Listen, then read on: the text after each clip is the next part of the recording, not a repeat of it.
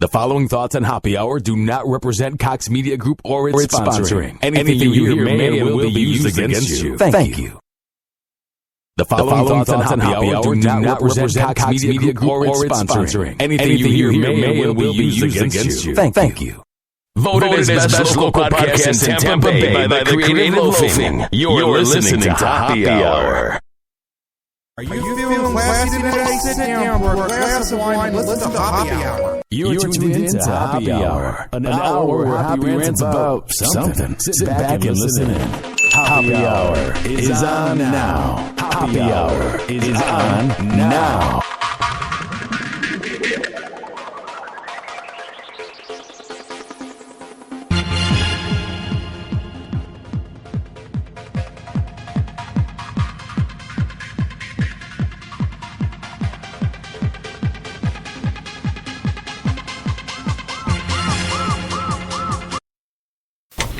What up? This is Happy Hour. I am your host, Ryan Hoppy. You digging this new intro? Because I am. It pumps you up. It gets you going. You know what I mean?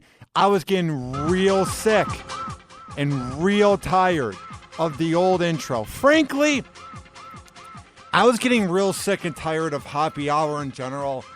I was doing it after my second job. I was doing it late at night, and that intro kind of ran its course. I had it for 6 months. It's hard to believe. I've been doing Happy Hour for 6 months. Time flies. And it was one of those things where I go, I need to rejuvenate Happy Hour. I need to bring it back to life and bring back the magic. Because saying let's let the beat drop got old in August, and I was saying that going into November. So I wasn't really digging it. You know what I mean? So then I add Kyle Veet as the co-host of Happy Hour and Super Rich as the newsman. So I thought, if I'm going to change up Happy Hour and I'm going to make it this new rejuvenated show, I need to update the music.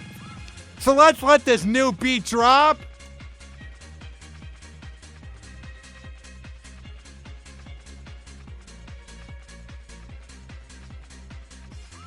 It's one of those things where, like, it's got the same vibe of, like, classical music, you know what I mean? But it's not as boring as the old one, so I hope you guys enjoy it. All right, tweet at me in real time. It's not hard. All you have to do is tweet at me at Ryan Hoppy Radio. If you're listening via the Spreaker app, it's not hard. Just chat me live. If you're listening live on Spreaker, chat me so I know you're listening. And if you want to get into contact with me during real time, it's not hard. All you have to do is email me, ryan@hoppyradio.com, if you want to send me more than 140 characters. All right, we have so much to get into. But here's my thing that's really bothering me is we are really letting this fake outrage get to us. Like, I don't know if it's because of social media or because of the idea that you have a platform now to have your voice be heard. But there's no reason in hell that we should be outraged over what the color of a coffee cup is. And now I know you're going to say, Hoppy, if you hate this so much, why are you talking about it? Hoppy, if you talk about it, you're no different than the media.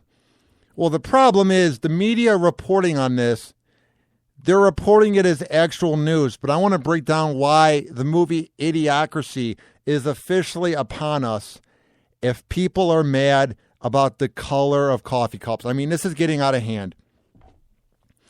We are at an all-time high when it comes to crime in the city of Baltimore, and I will read that article for you because that's actual news, not the color of coffee cups. It's actual news when a major market is at an all-time high in crime, but because it's Baltimore, I guess we don't care.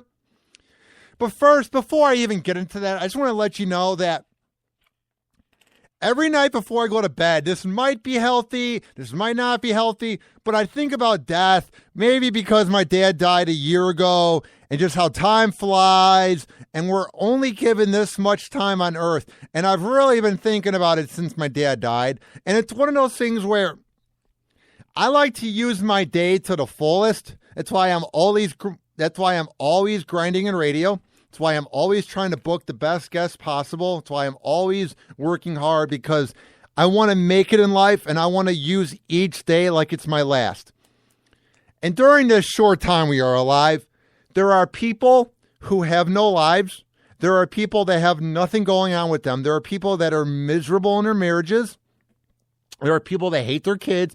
There are people that are lonely. There are people that just are miserable. So what they want to do is they want to bring the misery onto other people. They want to have you think that because they're outraged and they don't agree with something, that we all should feel that way, because they want to feel like they contributed to something, because they were never good at sports. They were never on the debate team. They never did anything in their life. So they go, if I can spark up this outrage over the color of a coffee cup, or I can get a media figure fired for saying words, these losers, these cretins, these imbeciles finally feel like they accomplished something in life. And my thing is, when they're complaining, they're not hurting anybody.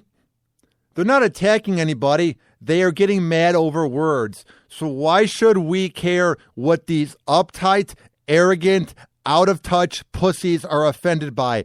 If they're mad about words, all you have to do is ignore them. There's no reason in hell that the color of coffee cups should be on the front page of every news network, and it should actually be news. I know you're saying, but Happy, you're talking about it. I'm the only one that's saying it like it is. The movie Idiocracy is upon us. If this is actual news, like to anybody out there that was actually offended by those coffee cups, let me ask you this. Was it so offensive that you weren't able to put the key in your car and drive to work? Were you not able to feed your kids breakfast this morning? Were you not able to turn on your Xbox, have sex with your wife, go grocery shopping, work out, mow the lawn, whatever?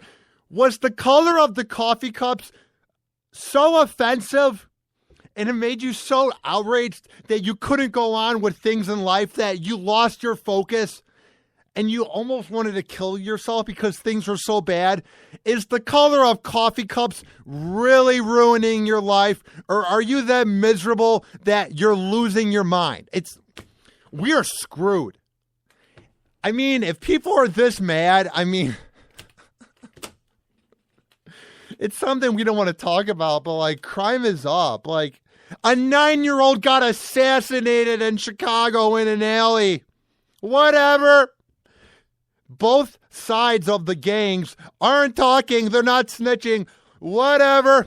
Spike Lee is making a documentary called Chirac about the crime in Chicago. And I know murder isn't just in Chicago, but there's so much turmoil in this country.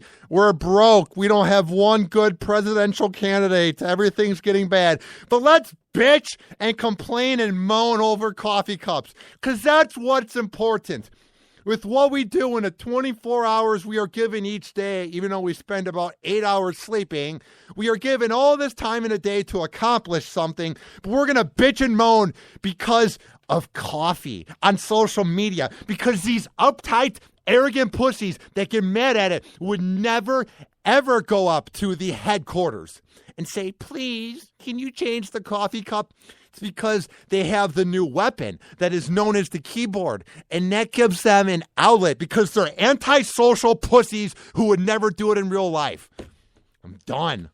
God, is this moronic? The annual reveal of their red cup is meant to signify that the holiday season is approaching us. But this year, it's brought up some controversy. Coffee did.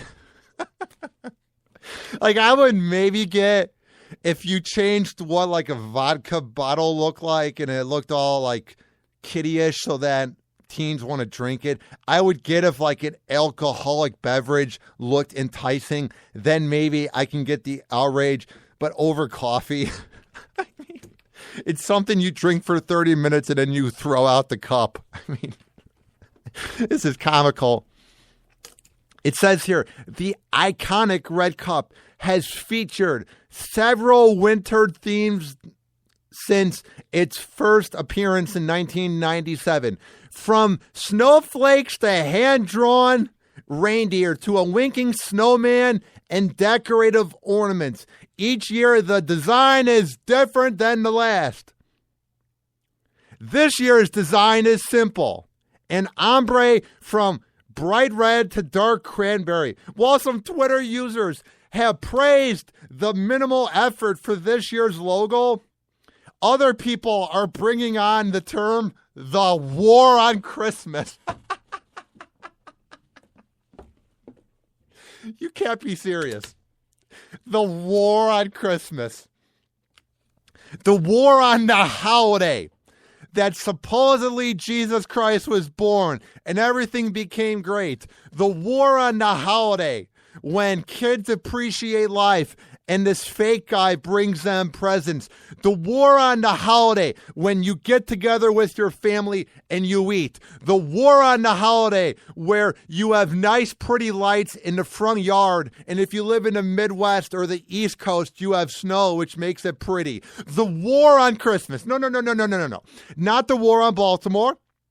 Not the war on fake outrage, not the war on any Midwest city that has crime or any city, not the war on Iraq, not the war on we don't have one goddamn good presidential candidate. The war on a holiday. And isn't a war something that happens for a long time? It's an ongoing process. Christmas is like one day and the season lasts 6 weeks. How about the war on mass shootings? How about the war on the media coverage? I mean, it's so ridiculous. It's infuriating. It says here, the new cup is blowing off Christmas with their non-Christmas coffee cups. I'll never buy from them again. That's what one Twitter user said, who would never say it to the company, which I'm leaving their name out. Next one. You offend me, my family, and my friends by not putting Christmas decorations on the red cups. That's what another tweet said. So you're going to be at the Christmas table, right? And you're not going to be talking about what you're grateful for. You're not going to be talking about why you're happy that you're alive. Or let's say you're around the tree opening up the presents. Your kids aren't going to be opening up the presents in pure glee. They're going to be saying, why are those coffee cups so plain? Because that's what's going to get brought up at the dinner table. What are you guys grateful for? Everyone goes around. Cousin Timmy goes, I'm grateful for my new toy. Cousin John goes, I'm glad I have a job. And then you have Margaret who goes, those cops they were too simple. Like, are you seriously going to tell me that that's going to affect your Christmas where your friends and your family are going to be so offended this is going to go on forever? Or are you such an uptight pussy that you have nothing going on with your life, that you didn't like the cups, so now that this is bringing on media attention, you feel like you've accomplished something, you douchebags? It says here, here's another tweet. This reeks of political correctness. Count me in on avoiding that operation. Oh my God, at Tim Odell. How are they going to survive? Because of Tim Odell, they're not going to get any sales this holiday season. When everybody has to get up every day for work, or get up for school, or you need that pick-me-up in the afternoon.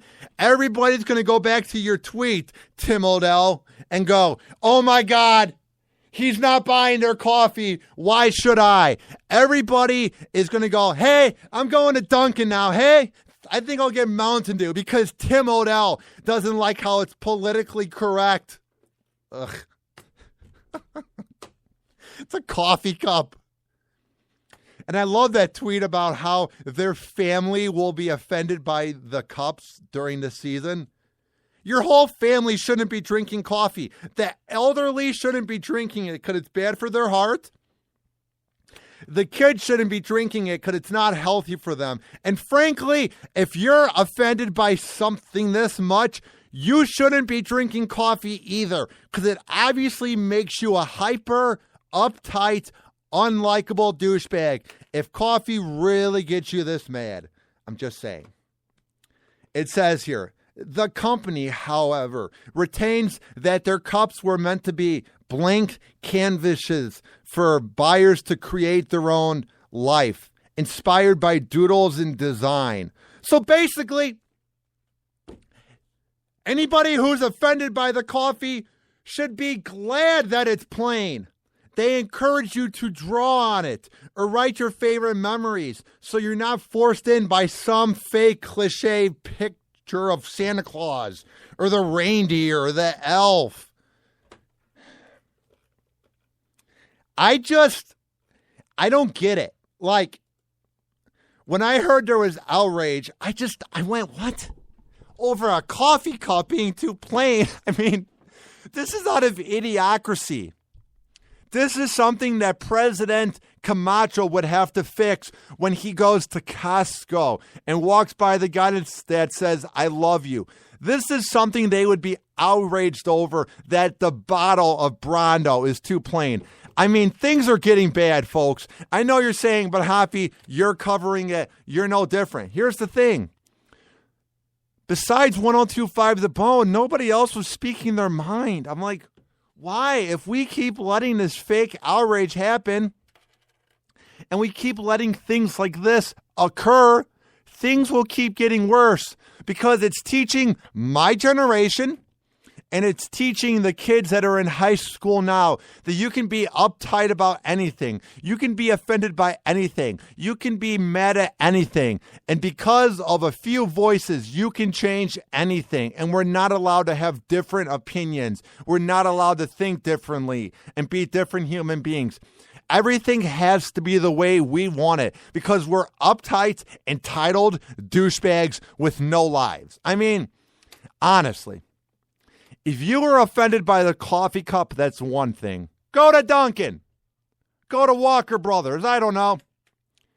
But to waste your time, to write a complaint letter, to waste your time doing that, you're going to regret it when you're old.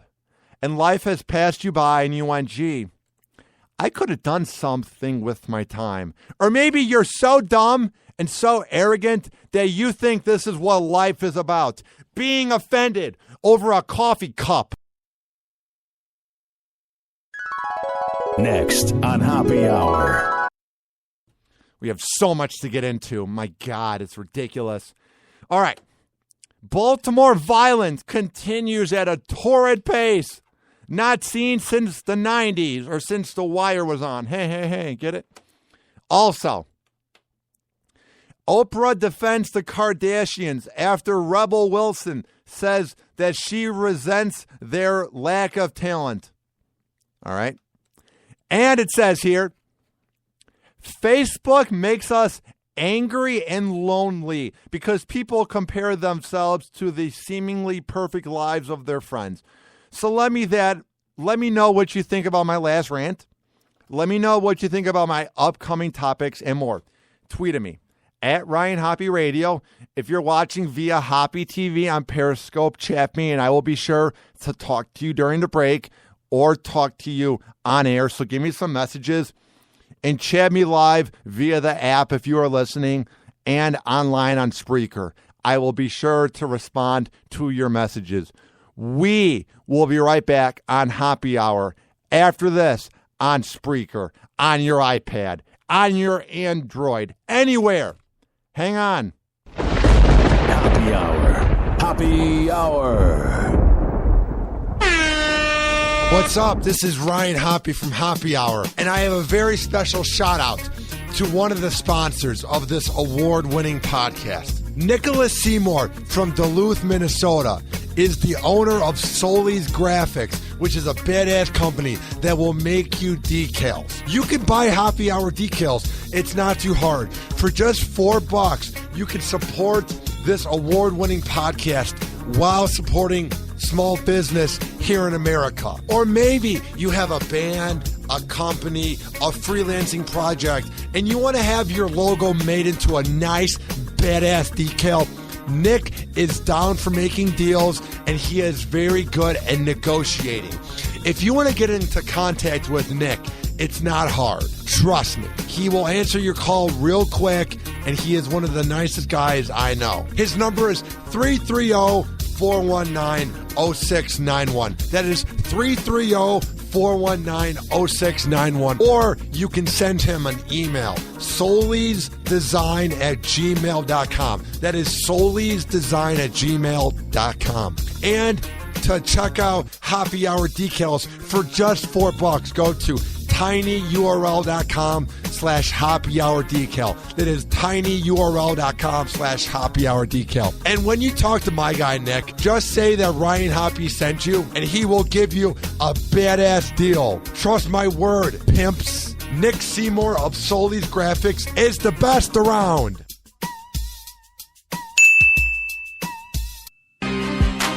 Real talk, true story. No nuts, no glory. You know what I'm saying? Real talk. Hey, dog. Yeah. I'ma tell you like this. I'm so raw and I'm so rich, and you so flawed. Niggas ain't about shit. I'll take your broad. I can fuck your bitch. Know that I'm gon' ball every chance I get. Every chance I get. Real talk, no shit. Every chance I get. Bet money on this. I'll take your broad. I can fuck your bitch. Know that I'm gon' ball every chance I get. Every chance I get. But I don't feel lonely. Got my homies out in Hollywood, so I don't feel phony. Ain't another nigga colder. Cribs all over, flashing past these other rappers, catching up with Coca-Cola. I'm exceeding expectations. You barely mean quota. I get to them straight. You cut it with baking soda. You say I ain't zone one. Nigga, that's a funny one. I'm king like my 3-year-old, major like my youngest son. Got one name, the money, so you know what I'm getting.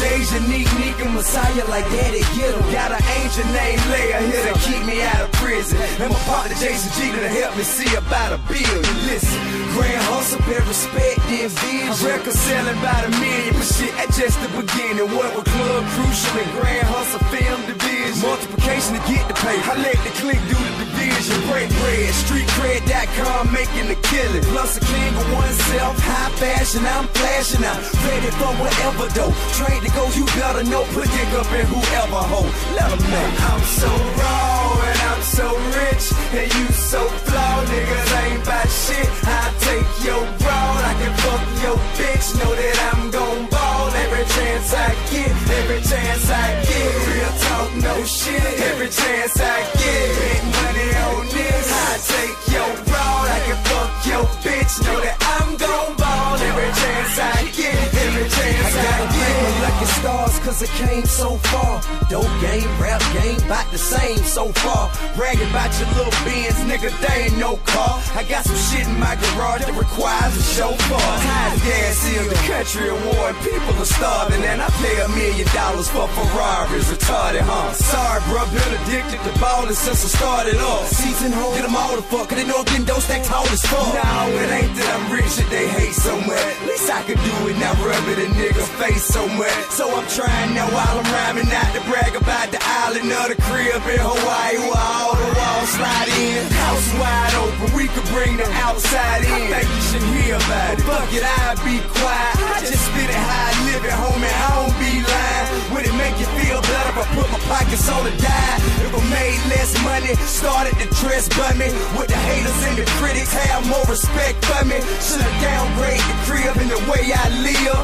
Nah, how about I don't? We just say I did. I'm so raw and I'm so rich, and you so flawed. Niggas ain't about shit. I'll take your broad. I can fuck your bitch. Know that I'm gon' ball every chance I get. Every chance I get. Real talk, no shit. Every chance I get. Bet money on this. I'll take your broad. I can fuck your bitch. Know that I'm gon' ball every chance I get. Every chance I get.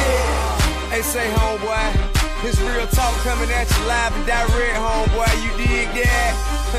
You can hate all you want, partner. I'ma give you something to hate on, bitch, nigga. Grand hustle, you understand? DJ Took, you did your motherfucking thing as usual. Hey, look, PSC partner, Pimp Squad click. Hey, Big Country, you up next, homie. It's the king, bitch. Yeah. They say I ain't zone one. Bitch, nigga. nigga. My grandmama been living on Center Hill 43 years, hoe ass nigga. You understand that? Nigga, come meet me, nigga. See me, nigga. You know, why nigga gotta wait till a nigga got the police watching him to start kicking that fuck shit? You know how I get out. You know what it was, nigga. You know you don't wanna see me, bitch, nigga. Yeah. I'm so raw and I'm so rich, and you so flawed, niggas ain't about shit. I take your broad, I can fuck your bitch. Know that I'm gon' ball every chance I get, every chance I get. Real talk, no shit, every chance I get. Make money on this. I take your broad, I can fuck your bitch. Know that I'm gon' ball every chance I get, every chance I get.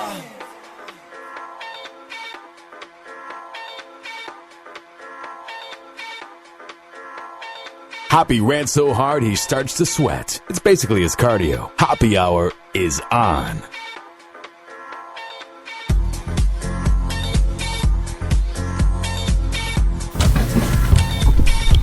Alrighty, welcome back to Hoppy Hour. I am your host, Ryan Hoppy. And it was funny. I was so in the zone during the intro that I forgot to mention a few things. We have some announcements.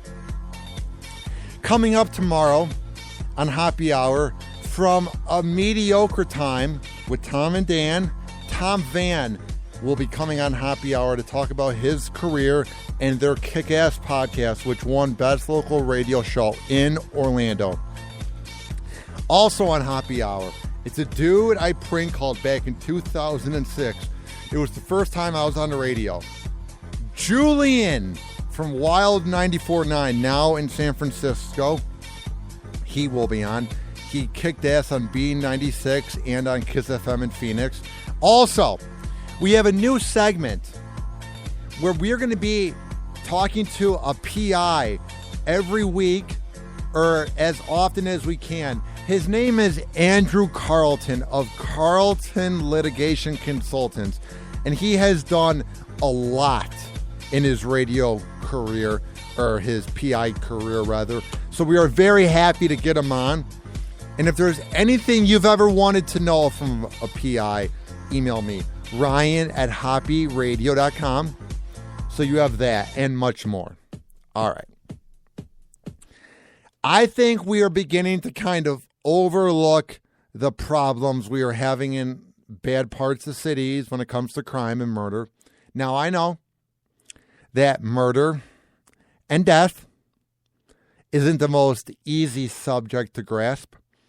I know we don't always like to talk about it, and we don't always like to think about it, and we kind of just sweep it under the rug, and we just talk about Kim Kardashian's big fat ass, because there's really not an easy way to fix the crime. There's not an easy solution, so we kind of just pretend it's not happening, which is a bad thing. So what happens when you ignore it is you have the worst violence in Baltimore since the 1990s. And now this rant isn't just about Baltimore. It's about violence in general. But I feel like if this was happening in New York City, or if this was happening in Los Angeles, we would be talking about it. We talk about it because it happens in Chicago, but nobody really cares about Baltimore. It's kind of one of those cities made of the Rust Belt, that Cleveland, Pittsburgh. Like, it's kind of a blue-collar city. So we kind of overlook it. They have the Ravens, they have the Orioles, but they don't have a lot of professional teams. It's not the biggest city. There are nice parts like Towson and the suburbs, but it's just kind of a city that's on the East Coast. It's sort of like the half-brother of Washington, D.C. Like, we kind of just don't really care about Baltimore, and we really should, because there are a lot of great people out there. I know a few people in radio out there. They're great people, and they're saying that the show, The Wire, is coming to life. And I just feel like people don't even know where Baltimore is on the map. I mean, the fact that we don't care that crime there is at an all-time high going back to the 1990s, it's sad. I mean, this should be national news, not coffee cups, not the Kardashians' fat asses. All right, and this is from the Baltimore Sun, so I will get to this. It says here, the mother's sudden and anguished screams raised the gaze of the homicide cops just as they reached the yellow tape surrounding their latest crime scene. Crashing into the chest and outstretched arms of another officer braced to intercept her. That sounds like a scene out of The Wire, like when Bodie died or whenever Omar killed somebody. Just having the yellow tape, it being in Baltimore, and the cops having to kind of hold her back. Like, that's just something you think about with like CSI Miami or with any of these cop shows. And we just kind of seem to forget that the TV shows are based off of real life events because they're inspired by crime. So this is real life, folks. This isn't just on The Wire or The Shield. This happens and we just don't care because it's Baltimore. It's the 27th biggest city. Whatever. Here's what she cried out. My son! Where's my son? As she collapsed immediately to the sidewalk at the rear of an elementary school, and across the block, 10 evidence markers were around a small pool of blood. Can you imagine that? You're trying to find your son, and you see that small pool of blood, and you see the markers around it, and you know your kid's gone. You're hoping maybe it might be someone else's kid in a morbid way, but you find out it's yours. Guess what happened afterwards? She was mad about a red coffee cup. Ridiculous. As additional officers came to her side, the mother got back to her feet and broke away from them, running to a nearby park and gasping for air. And this isn't because her kid just got murdered in a city that's in turmoil. It's because of a red coffee cup, folks. She'd been told that her 25-year-old son, Daryl Whitehead, who she said had just gotten out of prison the night before, was the victim. Shot in the head 7 times during the daylight to mark the city's 290th homicide. No. Not 290th complaint over coffee or Kardashian selfie. 290 people have been killed in Baltimore this year. Whatever. She said as she was weeping in tears, I hate this effing city. I hate it. I hate it. I hate it. It says here, such scenes have been playing out in recent months on the blocks in Baltimore, in hospital waiting rooms and private residences on a daily basis. Can you imagine working there and every single day you go to work and you go, I'm going to have to see another mom or another girlfriend or another loved one or another friend weeping because they find out that day during this short life, their loved one died because they got shot in the head. But whatever, who cares? Just forget it's not happening. Sweep it under the rug. Put the bodies in the ground and forget that crime's happening in America. Because coffee cups is what is important. It says here, with 294 homicides as of Sunday, the city will likely surpass the 300 homicides this year for the first time since 1999. It says here, and this is from the police commissioner, Kevin Davis. He said, there is an idea somewhere out on the blocks that this amount of violence is perhaps an ideal or opportune time for someone with a score to settle, to take advantage of the time and settle that score, which is sad. That they're just like, whatever, there's so much violence. Why should I hold back? I'd be no different. It's basically what he's saying. It's sad that gangs are so heartless and people are so heartless that they just take away innocent lives. Like, I can't imagine taking away a life. Like, your power of your hand, that person is dead forever. There might not be an afterlife. So you basically just took everything out. I know me saying that is creepy. I know me saying that it touches your guts. It's weird to think about, but that's what life is, folks. And the fact that we're not talking about this, the fact that the only reason I saw this is because Scott Reardon of the 98 Rock Morning Show, who is my Facebook friend, shared this. The fact that this is in national news scares me for the future. 300 homicides. That, I mean, I'm speechless. Like, but no one cares because it's Baltimore. We care if it's in Chicago or New York or at a shopping mall that there's murders. But Baltimore, whatever, there's no fixing it. I'm not saying that there is a way to fix crime. I'm not saying there's a way to fix this or that. But here's my thing. Can we at least try? I know the mayor of Baltimore, her grand idea was to just kind of lock everybody in and just let the crime happen. And she's not rerunning for mayor because she's a dumbass and nobody in Baltimore likes her. It's just like nobody has any ideas. Like, I'm not saying you can grab a chalkboard and just begin scribbling ideas and then you can fix a way to get all the crime to end. I'm just saying, like, sweeping it under the rug only makes it worse. It says here, homicides are up 55% year over year, and non-fatal shootings, so those are the ones that don't matter because the people live or they're just brain dead. So the non-fatal shootings, you know, when there are shootings, and maybe you almost died, those shootings are up 80%. 80% in Baltimore. Non-fatal shootings, 80%. Who cares? It's Baltimore. Whatever. Moving on. Let's talk about Kim Kardashian's fat ass, please.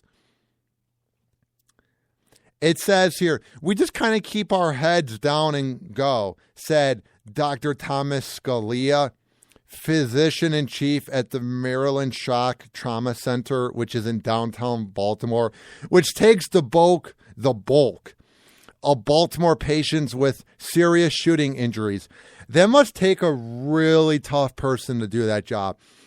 That must take a really respectable person with guts and honor and class to do that job. I can't imagine just seeing people get shot each and every day. Like, shout out to people that work at hospitals. Shout out to people that work at departments like the fire department or the police department. Like, I know cops are getting a bad rap, and there are a lot of dirty cops. We seem to kind of not want to think about it.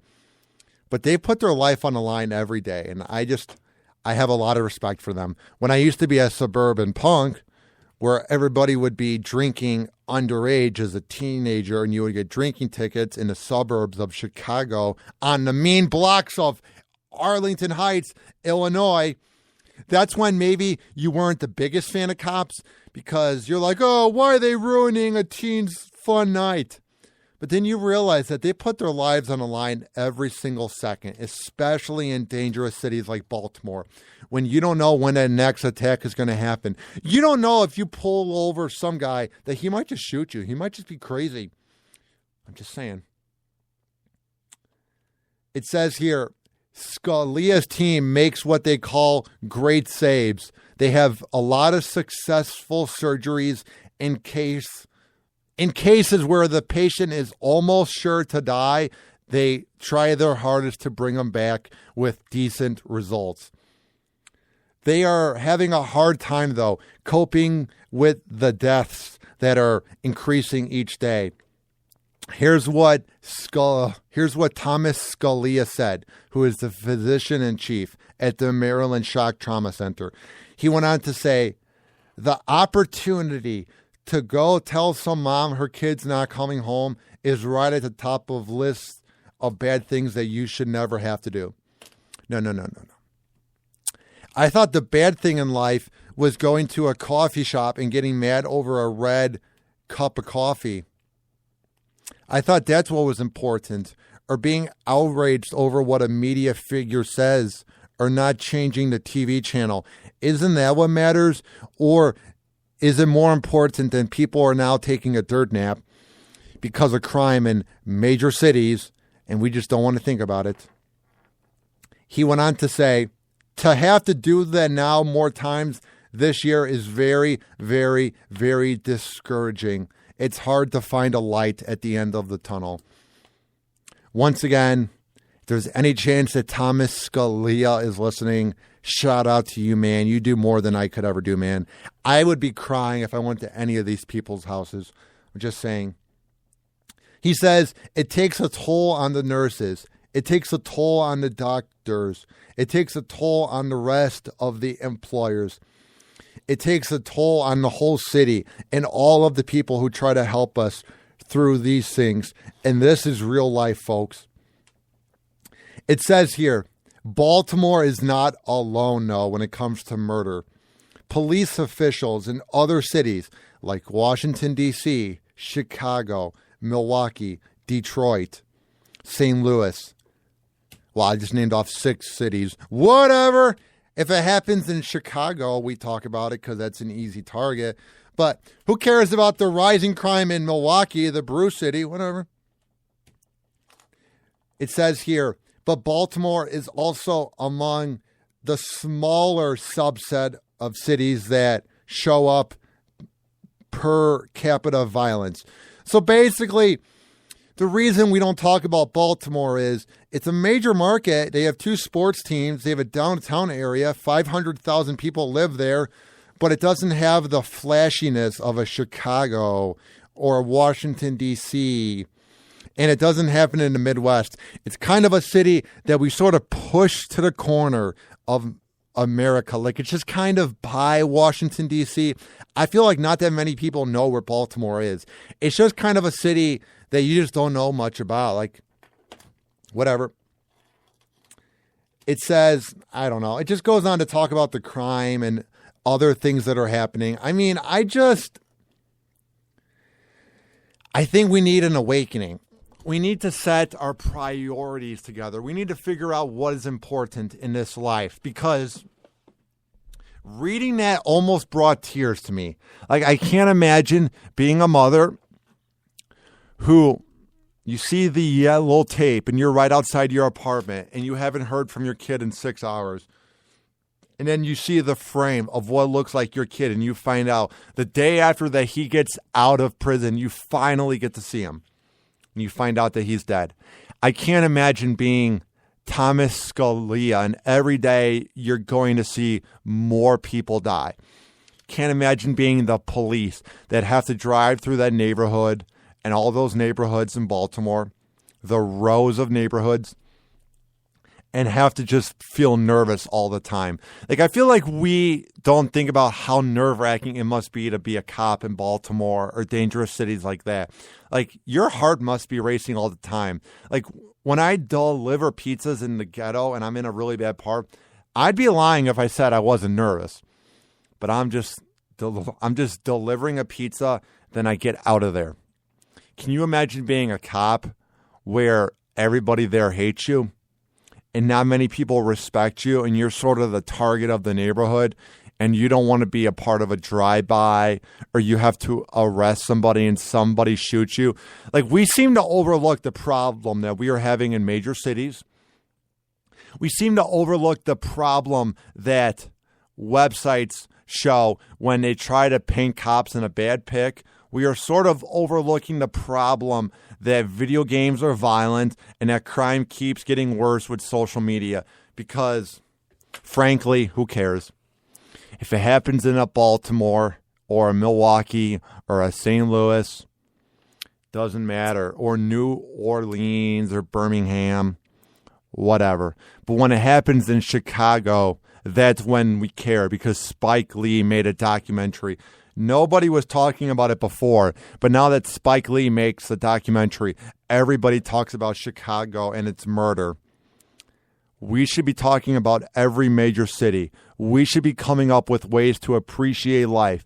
I'm not saying if we go in with a positive attitude, everything is going to be fixed overnight. I'm just saying we can try something different and not get mad over goddamn coffee, you pieces of dirt. Next on Happy Hour. All right. Here's the deal. Oprah defended the imbeciles, these talentless douchebags, these talentless cretins known as the Kardashians. And I will get into that and more. Tweet at me. At Ryan Hoppy Radio. If you're listening live via Spreaker, it's not hard.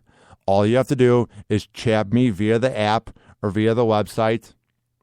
And if you're listening on demand and you want to send me a message, it's ryan@hoppyradio.com. We will be right back on your iPod.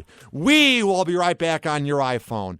Whatever you are listening on, which I appreciate, because anybody who listens to the show is always going to be a badass in my eyes. We will be right back on Happy Hour. After this, hang on. Happy Hour. Happy Hour. It's a major move right here, baby. You gotta get with it and get lost. You understand? Yeah. This young Lord, reporting live from Atlanta, Georgia. Decatur, where it's great. And I want all my sexy ladies to report to the dance floor immediately. We gon' golden glide this one, y'all. Big Reese. Yeah. Right off the back, man, the boy got dollars, so women come frequent like flight mileage. It ain't no secret. I might holler, but I ain't gon' sweat you, baby. I'ma let you catch up with your gang. Run faster, don't let them lose you, cause I ain't gon' bless you unless you feel a little desperate. Send a nigga a text message, girl. Stop, wait a minute. The way you move that girl, you done got my heart all in it. And I just wanna be with you tonight. Girl, please, I'm a player, yeah, it's true. But I changed the game for you. I wanna see what it do. Can I be free? This is how I feel. I'm in need of love. So let's dip up out of here. Ooh, you're just my time. Everything's so right. And I just want you. So let's dip up out of here. Let's dip up out of here. She's fine too, but I want you. She's fine too, but I want you. I'll admit it, this just ain't no game, these just ain't words that I'm speeding. If you could see the thoughts that's in my head, I'm tripping, I'm a player, yeah, it's true. But I changed the game for you to see what it do. Can I be free? This is how I feel. I'm in need of love, so let's dip up out of here. Ooh, you're just my type. Everything's so right. I just want you. So let's dip up out of here. Dip up out of here. She's fine too, but I want you. She's fine too, but I want you.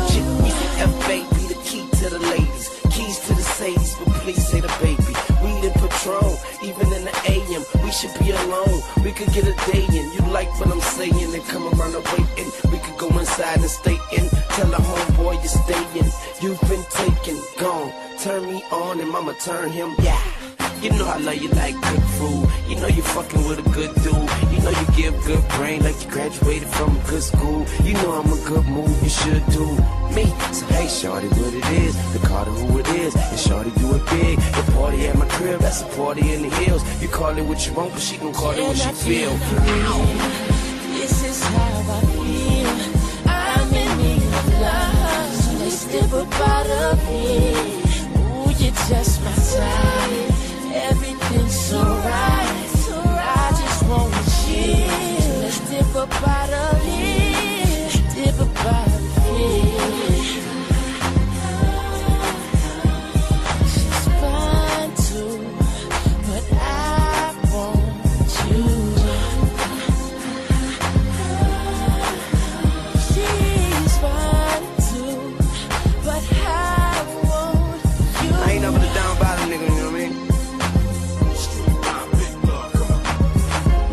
hard, baby. Long hair, don't care. So what up, Ryan? I see you, baby. Yeah. It's a major move right here, baby. I ain't talking fast, it's just you listening slow. You know what I mean?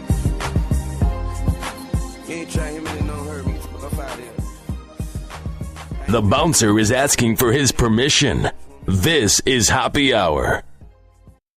It's time to turn Hoppy on. It's time to turn Hoppy on. It's time to turn Hoppy on. It's time to turn Hoppy on.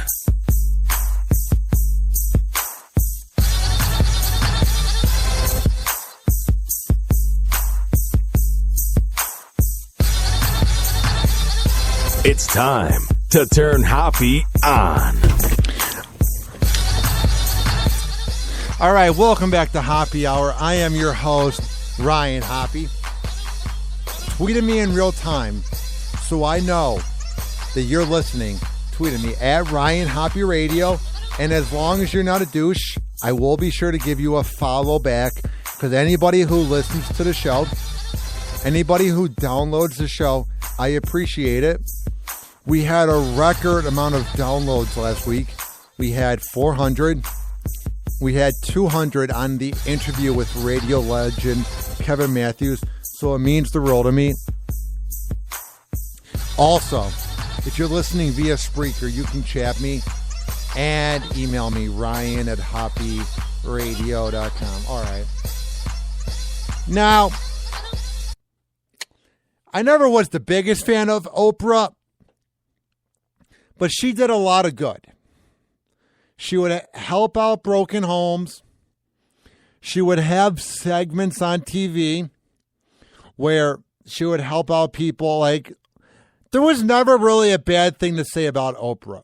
Sure, she did things for attention. Sure, that time when she opened up that school in Africa, there ended up being a pedophile teacher there. So you can kind of complain there. But nobody ever really hated Oprah. Maybe you were annoyed by the coverage. Maybe you weren't the biggest fan of her show. But nobody ever said, oh, screw Oprah, she's a bitch. Like, she was just kind of there. You know what I mean? Like, Oprah was never considered evil. She may have been annoying. Maybe she wasn't your thing. But you always just kind of saw Oprah as that rich TV host that meant well. Maybe she has a big ego. Maybe her idea of that TV network didn't pan out.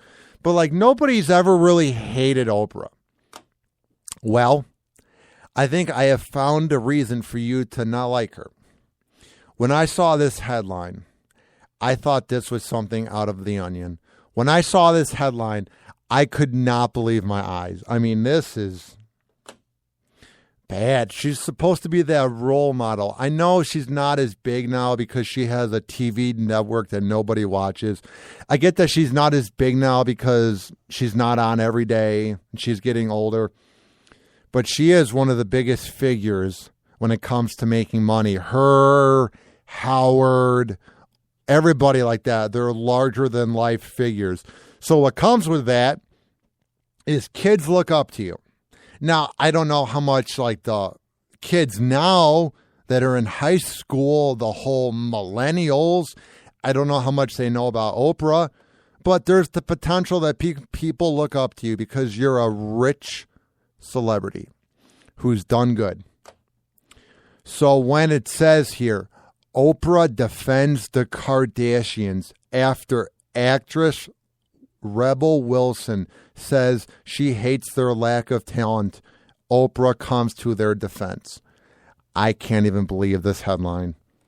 This is from the Huffington Post. Here's the quote that begins the article.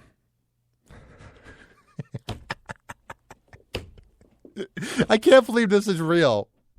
Maybe Ellen would defend them. Maybe a late night TV host like Jimmy Fallon, like a nice person, would defend them. But somebody with some sort of integrity like Oprah, you would never expect her to say this about the Kardashians, those talentless imbeciles. I would never expect her to say people don't get. People think, oh, if a TV camera is just following you, then that's just easy. Trust me, it's harder than it looks. Let me reread that, because this isn't a joke. This isn't out of The Onion. She says, if a TV camera is just following you, then they think it's that easy.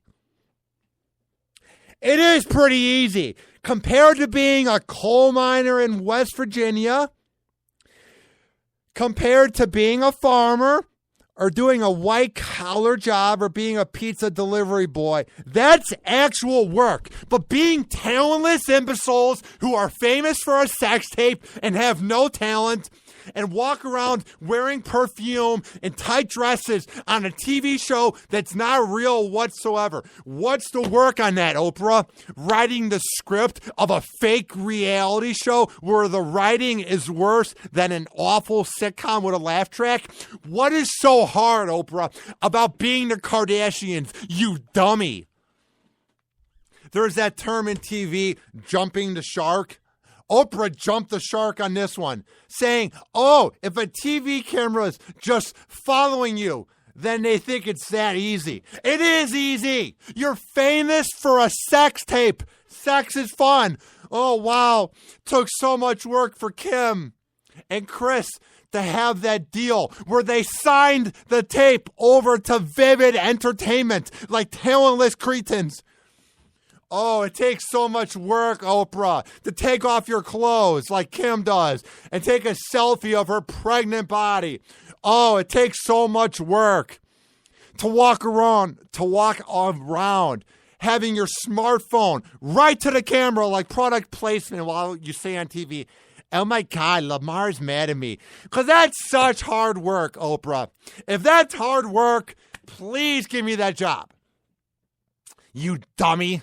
You're out of touch because you're a billionaire and you haven't had to work hard since the 80s because nobody watches your network. My Periscopes probably get more views than your network, and that's not that many. Nobody cares about you, and this is a desperate plea for attention, you dumbass. Oh, it's so much hard work to be a Kardashian. Have a fat ass and look hot. Ooh. It takes more work to be a real-looking girl who goes to the gym, who looks classy at parties, and doesn't Photoshop their face for Glamour magazine, you dummy. You know what takes more work, Oprah? To go to the gym and lose weight. Not saying you're a fat ass. I'm just saying that's something that takes work. Not walking around with a TV camera. Oh, my God. Oh, my God, because they can't complete a sentence because they have the combined IQ. Everybody in that family of a brain-dead cat. Takes so much work, Oprah. Oh, my God. How are they going to survive? Dumbass. It says here, it's no secret that some people in Hollywood resent the amount of success the Kardashians have had. No duh. I would say 95% of Hollywood hates them. The only part that doesn't hate them is anybody who's ever had sex with any of them, which isn't really anybody in Hollywood because they basically bang NBA players. So most of Hollywood hates these talentless dirtbags. Rebel Wilson was the latest in a long line of celebrities to take aim at the family, as she told the Kyle and Jackie O show in Sydney that she refused to present an award at the MTV VMAs this past summer with Kylie and Kendall Jenner because she's against everything they are. Good. Glad Rebel Wilson said something. Can we have bigger names come up to the plate?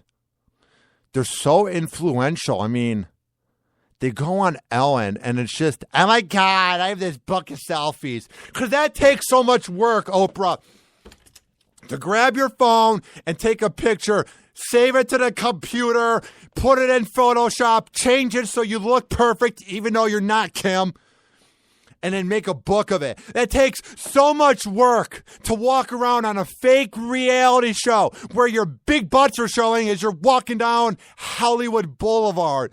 Oh my God, so much work. Because they go to bed so tired. Oh my God, what a day. There's days I am so tired from my pizza job, but I do happy hour. I'm not lifting myself and complimenting myself. There are people in Cleveland who are listening who work their ass off at factories. There are people in Tampa Bay who are listening who work their ass off, maybe at a bar job, maybe as a landscaper, maybe working on the bridge here. That's work. I would love to see any of those broads with fat asses try to do any type of real work, Oprah. They wouldn't survive a second. Oh my God, like my makeup is dripping. I don't look as pretty. Exactly, honey. It's...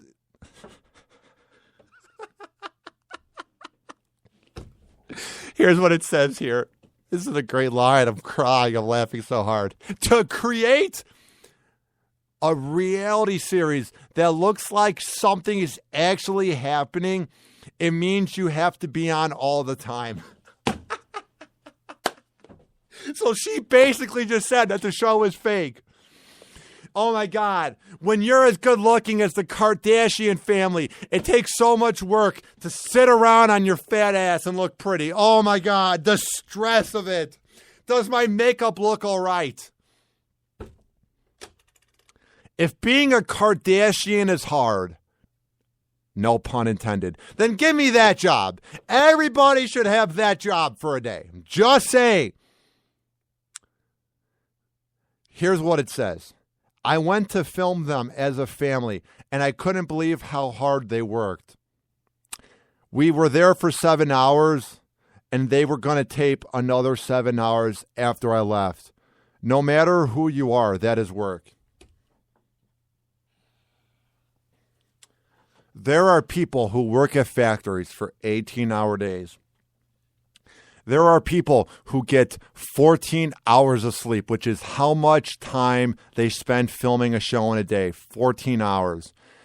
There are people who get that much sleep in 5 days. That is nothing, Oprah, because there's no content on Keeping Up with the Kardashians. So don't you think there's a chance that 14 hours could at least fit 4 episodes? Because nothing goes on this trashy show. There's really nothing climatic. Nothing happens. The only climax that happens is when one of them achieves an orgasm. There's really nothing that goes on with the show. So do you think the brain-dead viewers that watch this trash would notice if they used the same B-roll footage? Of course not. So 14 hours is like a half a season. Because what, the show's been on for 80 years already? Jesus Christ. Here's what it says. They said back in 2012, being around Oprah was the best day ever. Bet it was great. Bet she bought you guys lunch. Ugh. Bunch of rich douchebags hanging out with a rich person who... I like Oprah. I do. But I really believe that she's desperate. Nobody cares about her network. Nobody. Nobody's watching the O network. Nobody talks about Oprah anymore. So this is the one time that people go, oh, Oprah. Like when I saw this headline, I was like, oh, yeah. That TV host from the 80s, 90s, and 2000s my mom watched at 9 a.m. on ABC7 in Chicago. Like, whenever I see her name, it's sort of like a vintage name. Like, you think about the past. Like, I never see Oprah's name, and I never think about, oh, yeah, she did that back in March. Like, here's an example. When you think of Brian Williams' name, you think of everything that happened back in the winter with him lying. It's not like you think of something that happened 5 years ago. When you hear Jay Leno's name, you think of him leaving the show 2 years ago. You don't think about that interview with Hugh Jackman back in the 90s when he called him out for getting a hooker. Like, there's a lot of TV icons and a lot of hosts that you think about. And when you hear their name, you think of something that happened in recent memory. When you hear Oprah's name, you have to go in the way back machine in your brain. I think of her building that school in Africa back in 06 or 07. It's like a decade ago. Like, she's done nothing recently. So this was a desperate ploy, because who cares? She's worth $1 billion. It's not like her saying this is going to ruin the ratings of the O network. Because when you're at the bottom of the barrel and nobody cares about your network, you might as well just spew garbage for the rest of your life, Oprah. I guess that's your plan now, huh? Next on Happy Hour. Before I get up on out of here, it says here, Facebook makes us lonely and angry because people compare themselves to the seemingly perfect lives of their friends. And I will explain to you guys why I believe that is completely true. Tweet at me at Ryan Hoppy Radio. If you're listening via Spreaker, chat me. And if you're listening on demand, message me. Send me a nice email, ryan@hoppyradio.com, and give my co-host Kyle a follow. Kyle Veet at Hoppy Radio Kyle. He will be back tomorrow. So, this is Happy Hour. We will be right back. Do not touch that computer mouse. Happy Hour. Happy Hour.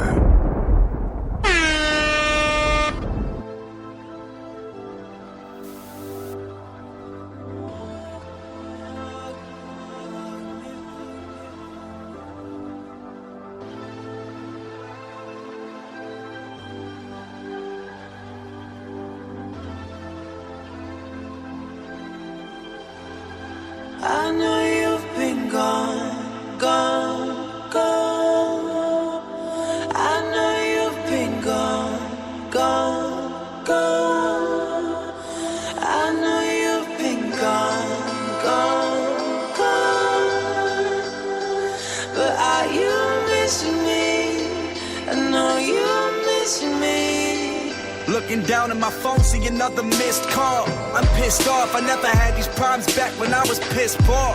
Scared to see my daughter now because I'm lost in the life. In the bathroom getting high when she called twice. Sorry, but I'm scared to look at something so precious when I'm a mess. And her mother know it, I wonder if she ever regrets. Trying to convince my family that I'm only gone for these checks, when really I'm obsessed with getting my revenge through success. Cause people hated on me, how could I not show 'em? Fans waited on me, damn, how do I not on? Imagine having to make that decision while baby girl's in the kitchen, tears dripping, wondering where her pop's going. But I never meant to make you unhappy, can I see that smile?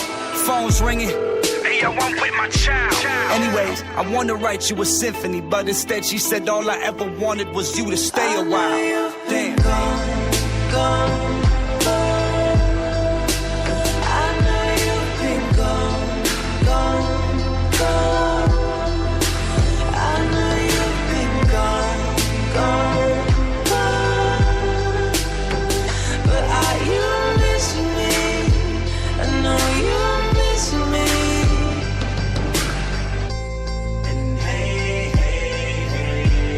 It's been so long since you've gone away. 5 years to be more specific. I was out trying to sign to Atlantic, you crossed the Pacific. Now is it coincidence that my first instrument was a violin that my father wanted for me, so he ended. All right, we're about to wrap up. I usually play the songs as a way for a breather, but I'm all amped up, man.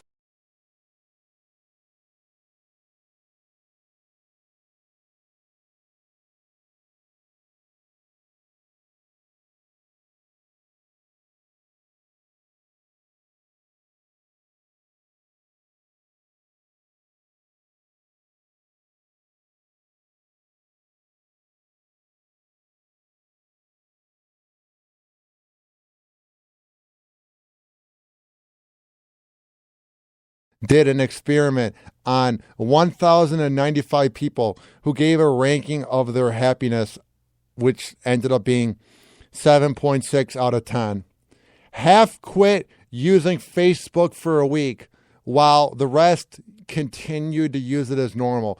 The people that quit using it, their happiness went from 7.6 to 8.2, which is not a surprise because I really need to buckle down and quit checking it. It's so addicting when it comes to like my radio career because I want to make it so badly that I'll check it just because you hope you get that listen or you hope you get that message. So what I'm getting at is like, it's cool to have the interaction with the fans, but sometimes you need to just meditate or even watch TV or go for a walk or work.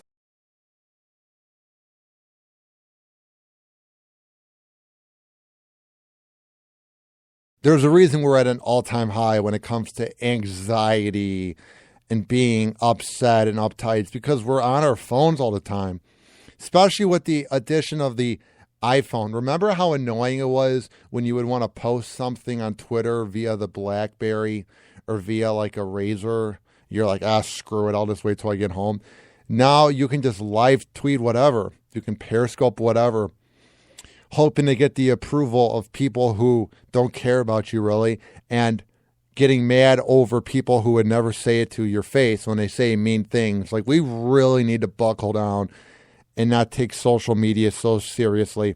Since I'm addicted to it, I'm really working on it, and I will begin tonight. It says here, Facebook can make users angry and very lonely because they are comparing themselves to other people's seemingly perfect lives. Which is a good point because we look at the pictures of what seems like a happy couple, and there's people that make you want to vomit, where it's that guy that's overcompensating because he never got laid in high school, but now he's in shape and he's kind of nerdy, but it's working out for him. And he has that hot-ass girlfriend, so he has to brag about it all the time, and he just makes posts all the time. Yeah, you have that on Facebook. And then you have the girls that write 4 paragraphs about how much they love their boyfriend, even though their boyfriend's probably cheating on them or just kind of sees them as like a side piece and really doesn't care about them. Everybody on Facebook wants everyone's approval. That's why there's the like button. That's why you can like a comment. It's approved, and social media is just getting worse because throughout life, we always want approval. We always want people to like us. We don't want to be hated. We don't want to get into arguments. So that's why we have Facebook, and that's why there's the like button or the retweet or the favorites of the world. Face-to-face interaction is getting worse by the day since it's becoming phone interaction.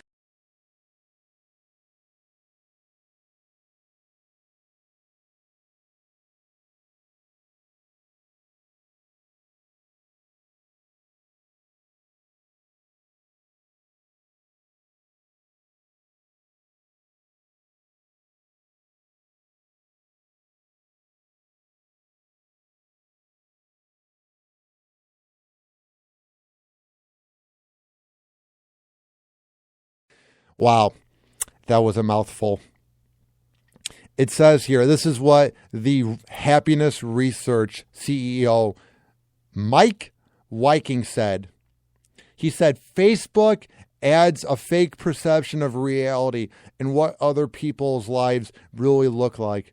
We take into account how we're doing in life through comparisons to everyone else. And since most people only post positive things on Facebook, that gives us a biased perception of reality, which is said perfectly because anybody who has to brag about the good weed they have on Facebook or their great girlfriend or their workout, which makes me sick, they're doing it because they want attention. They're doing it for the wrong reasons. They're smoking weed because they don't know what to do with their life. So being a pothead, they feel like they're a part of something, smoking with other potheads. Girls that write those long posts or take those selfies, they want attention because they either have daddy issues or they never got attention at home or they don't think they're as pretty even though they're gorgeous. It's always the girls that take the picture in front of the messy room and they're like, please like this. Then you have the guys who used to be fat. I used to do this. I used to brag about my weight on Facebook. And then I realized nobody cared because it wasn't like when I lost weight, I was invited to more parties. It wasn't like when I lost weight, I had more sex with girls. I mean, you need to lose the weight. You need to do everything in life. You need to grind each and every day for yourself, because at the end of the day, nobody is going to care what you're doing. Nobody is going to really care. Like, the whole thing of proving the haters wrong is one of the most moronic things ever, because haters will keep hating. That's why they are called haters. They don't care about you. And even if you were to be as ripped as The Rock and you were to live on a beach, they would say, oh, but you don't have 2 houses on the beach, or it took you too long to get ripped. Like, haters will never care. So we need to get off of social media and appreciate life. Happy hour is about to end. But first, it's time for Last Call. Alrighty, tweet at me at Ryan Hoppy Radio. If you liked what I did tonight, email me, ryan@hoppyradio.com. Go to my website, hoppyradio.com. There, you can check out Hoppy TV on demand. You also can check out all 30 of my interviews with people in radio at the app. You can listen live to my show, and you can check out all the interviews. And when I do a live show, you can chat me as well. Also, email me, ryan@hoppyradio.com. If you liked what I did tonight, or you want to collaborate, or you want to be a sponsor, it's at ryan@hoppyradio.com. Give my co-host a follow.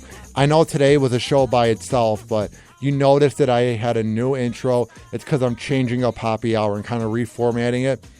So follow my co-host, Happy Radio Kyle. It's Kyle Viet. Add him on Facebook, Happy Hour Kyle. Add the newsman to the show, and the third mic, who will be calling in from time to time, my old co-host from Chicago, Ryan Super Rich. It's Ryan, STUPRICH on Twitter. That is about it. Coming up this week on Happy Hour. Tomorrow, Tom Van from A Mediocre Time with Tom and Dan. He will be on. Julian from Wild 94.9 in San Francisco. He will be on Happy Hour as well. Thursday, Rob Johnson from CBS 2 in Chicago. He will be on. And we have a new addition to Happy Hour. It is Andrew Carlton, who is a PI, and it's the new segment, Carlton the PI. So if you've ever wanted to know what a private investigator does, tweet at me, at Ryan Hoppy Radio, and we will be sure to ask him what you want to know. This has been Happy Hour. I am your host, Ryan Hoppy, saying peace out.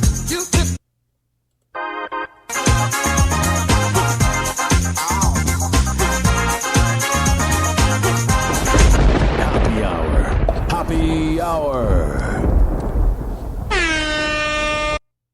This is an official broadcast of Hoppy Radio. For more info, The following thoughts on Happy Hour do not represent Cox Media Group or its sponsors. This is an official broadcast of Hoppy Radio. For more info, check out hoppyradio.com and hoppysworld.com. There's just $200 here, Nappy. Seriously? $8. There's just $200 here, Nappy. Seriously? $200? I can barely let the porn shoot for that much. Porn shoot? Yeah, we direct pornos. You teach him El Porno yet, Juby? Huh? Shut up! What is this word? El Porno. It means wealth. It's how you use your body to make money. Isn't that right, Juby? Tell him. Tell him with your mouth. Shut up, Nappy. Where's Mappy? We left his ass back at the house. Who needs maps anymore? I'll tell you where to go. I'm Gypsy, the GPS. Gypsy can run the camera. It'll be fine. Yeah, I'll run the camera. I'll run it good. Hey, did I see Jubilee over here? Where is she? You know Jubilee?